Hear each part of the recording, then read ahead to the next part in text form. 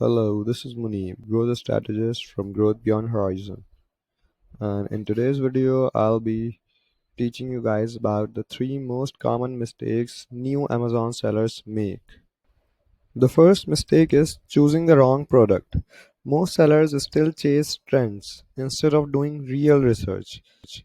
In 2025, you need data driven validation, check demand, margins, and competition before investing. Otherwise, you will end up with dead stock. The mistake number two, or the second mistake, is running ads without a strategy.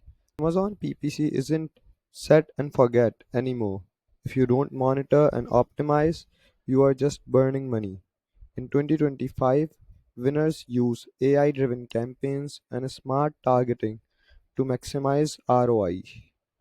The third mistake is ignoring customer experience.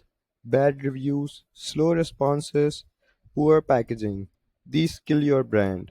Remember, in 2025, social proof is equal to survival. Happy customers don't just buy again, they rank your product higher as well.